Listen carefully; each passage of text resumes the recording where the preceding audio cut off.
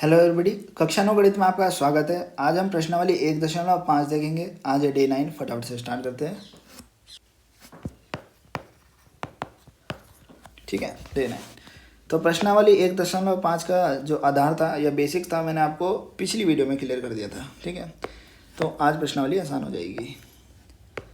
तो सबसे पहला प्रश्न है, बताइए नीचे दी गई संख्याओं में से कौन कौन परिमेय और कौन कौन अपरिमेय है। ठीक है भाई, तो मैंने बता रखा है। ठीक है, पहला है आपका 2 माइनस √5। ठीक है, √5 आपका एक अपरिमेय है, 2 आपका एक परिमेय है। 2 परिमेय क्यों है? क्योंकि 2/1 के रूप में लिख सकते हो, P/Q के रूप में, जहाँ Q आपका 0 नहीं है। ठीक है, तो मैंने आपको बताया था, अगर आप एक अपरिमेय और एक परिमेय संख्या को माइनस प्लस मल्टीप्लाई या डिवाइड करो तो आपको क्या मिलने वाला है? एक अपरिमेय संख्या। तो ये आपका क्या होगी? एक अपरिमेय संख्या। ठीक है, अब ये वाला देखो, यहाँ लिखा है 3 प्लस वर्गमूल 23 माइनस वर्गमूल 23। ये खत्म हो जाएगा आपस में और आपको 3 ही मिलेगा। ठीक है, तो 3/1 आपका क्या होता है? एक परिमेय संख्या। ठीक है, तो इसे हम कह सकते हैं कि एक परिमेय संख्या है। ठीक है, तो पहला आपका हो गई अपरिमेय, दूसरा परिमेय। अब ये देखो, √7 से √7 खत्म होगा तो हमें क्या मिलेगा? 2/7 P/Q के रूप में। तो ये भी आपकी क्या होगी? परिमेय। 1/√2 देखो, एक आपका क्या है? परिमेय संख्या, और √2 क्या है आपका? अपरिमेय संख्या। तो मैंने बताया, अगर आप एक अपरिमेय संख्या और एक परिमेय संख्या के बीच प्लस माइनस मल्टीप्लाई डिवाइड कुछ भी करो तो आपको एक अपरिमेय संख्या प्राप्त होगी। तो ये आपकी क्या है? एक अपरिमेय संख्या। अब 2π देखो, 2 आपका परिमेय संख्या, पाई आपका अपरिमेय संख्या। तो अगर इनके बीच मल्टीप्लाई करोगे तो आपको एक अपरिमेय संख्या ही प्राप्त होगी। ठीक है, आशा करता हूँ आप समझ गए होंगे। तो ये था प्रश्न 1। प्रश्न 2 देखते हैं, निम्नलिखित व्यंजकों में से प्रत्येक व्यंजक को सरल कीजिए। ठीक है जी, तो यहीं पे कर लेंगे। ठीक है, समझना आया मैं तो, बाकी कर तो आप खुद ही लोगे। तो सबसे पहला आपका ये वाला। ठीक है, अब देखो क्या करना पड़ता है इसमें, मैंने आपको बताया। यहाँ पे क्या होगा? बंटन होगा, डिस्ट्रीब्यूशन होगा आपका। इसकी पहले इससे करोगे, फिर इससे, तो ये हो जाएगा 2 तियाँ, 3 दूनियाँ 2 तियाँ 6। ये हो जाएगा आपका 3√2, बीच में प्लस का साइन, अब बीच में प्लस इधर वाला। अब एक साइड कर दिया, इसे भूल गए थे उस समय के लिए, अब इसे भूल जाओ। अब इसकी इससे कर दो 3√2, इसकी इससे कर दो √3 प्लस का साइन √2। तो आपको क्या मिल जाएगा? 6 + 3√2 प्लस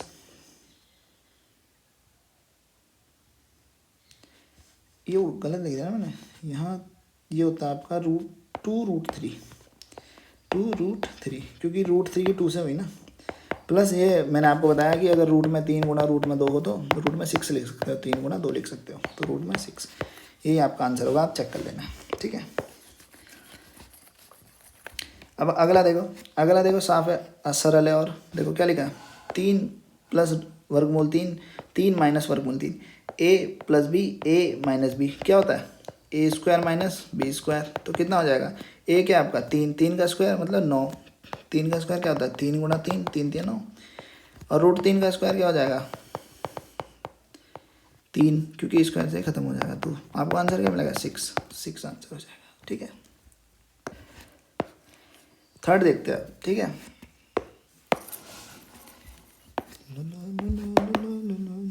ठीक है, थर्ड क्या कह रहा है? a + b का होल स्क्वायर है। अब भाई ये तो आसानी है। ठीक है, a + b का होल स्क्वायर क्या होता है? a² + b² + 2ab। ठीक है, a कितना है आपका? √5 का स्क्वायर क्या होगा? 5, √2 का स्क्वायर क्या होगा? 2, और 2√ab मतलब प्लस में 2, √5 × √2 मतलब हो जाएगा आपका 5 + 2 + 2 रूट में 10, क्योंकि ये आपका रूट में 10 बना देगा। ठीक है, तो ये हो गया आपका आंसर।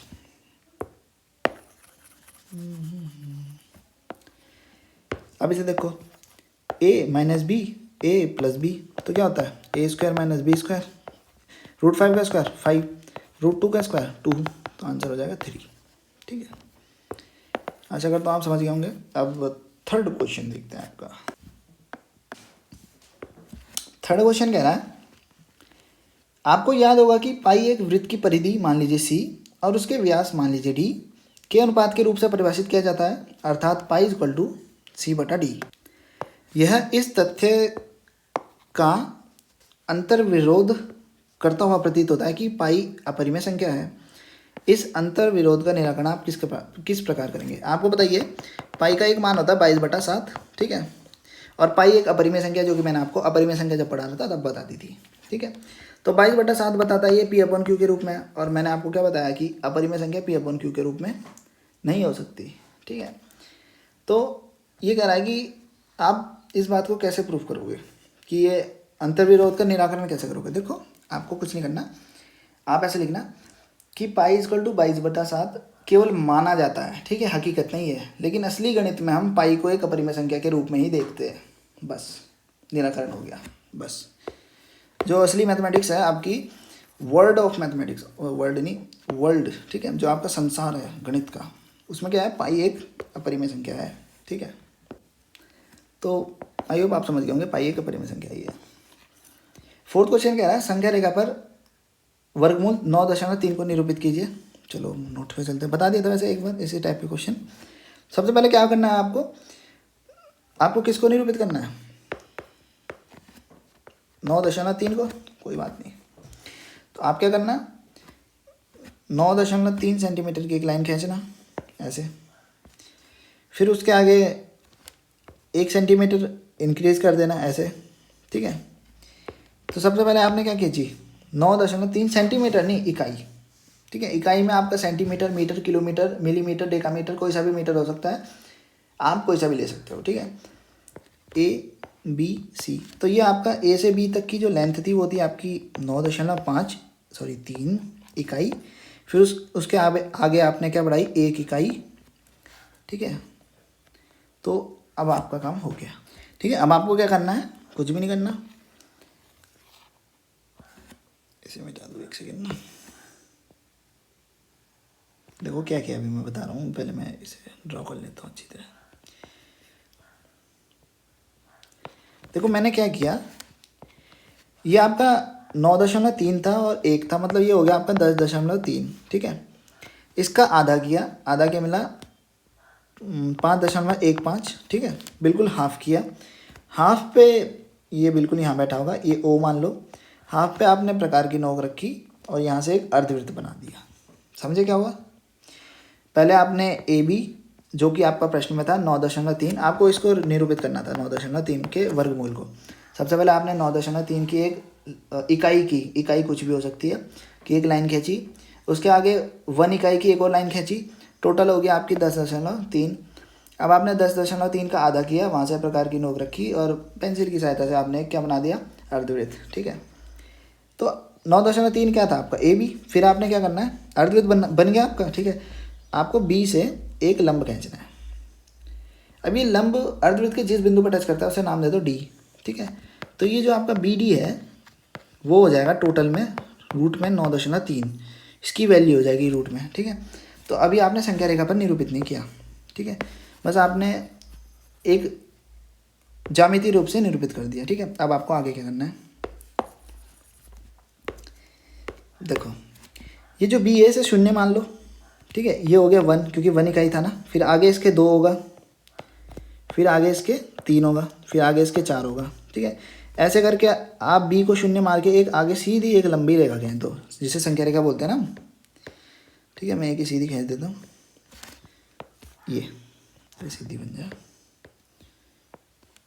ये चल कोई नहीं, ठीक है, अरे ऐसे ले लो, ठीक है। 3, तो ये था आपका BD, आपका क्या था 9.3 था ना रूट में, ठीक है। आपको क्या करना है, यहाँ पे आपने क्या रखी, प्रकार की नोक, यहाँ पे पेंसिल, एक चाप लगाया, ठीक है। अब ये चाप संख्या रेखा पर जिस बिंदु पर काटेगा उसे नाम दे दो E। ये E इक्वल टू रूट में 9.3 आपने संख्या रेखा पर निरूपित कर दिया, ठीक है। आशा करता हूँ आप समझ गए होंगे, इतना ही था ये आपका रूट में 9.3 को निरूपित करना। सुनते हमने क्या किया फटाफट से, पहले हमने 9.3 की एक लाइन खींची, ठीक है। फिर उसके आगे हमने 1 इकाई की और लाइन खींची, टोटल होगी 10.3 इकाई। इसका आधा किया, आधे पे हमने प्रकार की नोक रखी, फिर पेंसिल से एक अर्धवृत्त बनाया। फिर हमने जो AB थी हमारी 9.3, उसके B बिंदु से एक लंब डाला, किसके ऊपर, अर्धवृत्त के ऊपर। अर्धवृत्त की परिधि के जिस बिंदु पर यह टच करेगा उसे नाम दे दिया D। तो B से D तक की लेंथ होगी आपकी रूट में 9.3। फिर आपने बी को 0 माना, सी को ए माना, क्योंकि एक ही मान सकते हो ना आप उसे, क्योंकि आपने एक इकाई की तो बढ़ाई थी। फिर एक इकाई बढ़ाते 2 3 ऐसे करके रखते गए।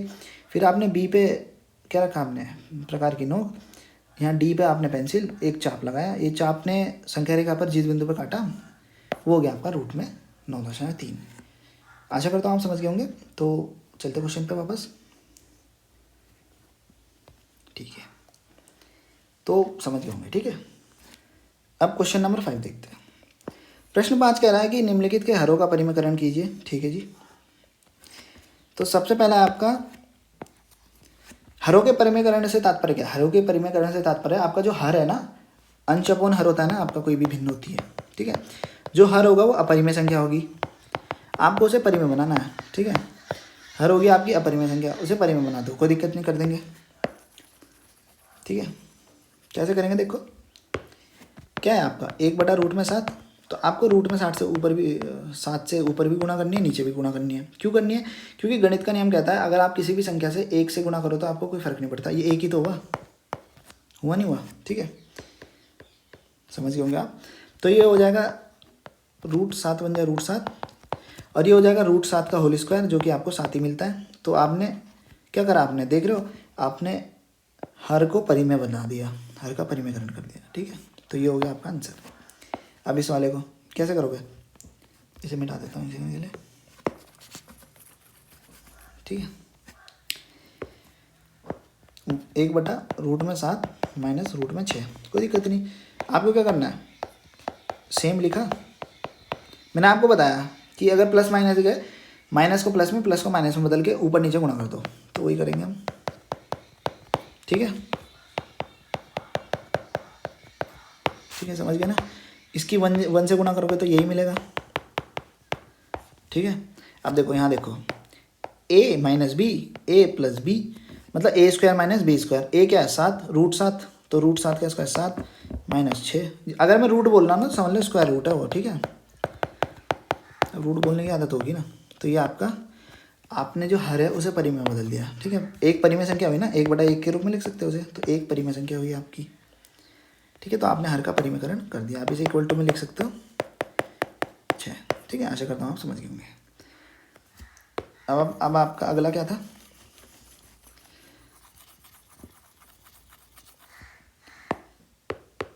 फिर से पुताई चालू करते हैं। ठीक है, अगला था आपका वही, कोई दिक्कत नहीं है, भी हो जाएगा। ठीक है, वही है, सेम है। 2 हो इक्वल टू नहीं लगाना था। देखो अब मैंने क्या किया, अब क्या करना है, हमें ये प्लस है इसे माइनस कर दो, ऊपर नीचे गुणा कर दो। ठीक है जी, देखो अगर आपको कभी ऐसे ऑपरेटर्स मिल जाना, देख रहे हो यहाँ भी ऑपरेटर, तो इन्हें ब्रैकेट में बंद कर लिया करो, जिससे आपको दिक्कत ना हो कभी आने वाले समय में। ठीक है, तो 1 से गुणा करोगे तो यही मिलने वाला है। ठीक है, अब देखो a plus B, a minus B, मतलब a² माइनस b²। तो a क्या है √5 का स्क्वायर 5 माइनस 2, तो आपको मिल जाएगा 3। ये क्या होगा आपका आंसर, आपने हर को क्या बना दिया, परिमेय संख्या। ठीक है, तो ये था आपका ये वाला। अब नेक्स्ट देखते हैं, मिटा ही देता हूँ। नेक्स्ट है आपका 1/√7 माइनस 2। क्या करना होगा आपको, कोई दिक्कत नहीं, आपको साइन बदलना है बस, प्लस करके 2 कर दिया, प्लस करके 2 कर दिया, ब्रैकेट लगा दो बस, ब्रैकेट से अच्छा हो जाएगा। जब 1 से करोगे इसकी तो वर्गमूल 7 प्लस 2 बटे में a प्लस बी और a minus B, sorry a minus B, a plus B, तो a² माइनस b², वर्गमूल 7 का स्क्वायर 7, 2 का स्क्वायर 4 बोल रहा मैं भी, क्या करूँ अब, जवानी ऐसी है। तो यहाँ से आपको मिलेगा 3। आपने देख रहे हो हर को परिमेय संख्या में बदल दिया, क्योंकि 3/1 p/q के रूप में होता है और एक परिमेय संख्या भी होती है। आशा करता हूँ आप समझ गए होंगे। यही था आपका क्या, हर का परिमेयकरण। ठीक है,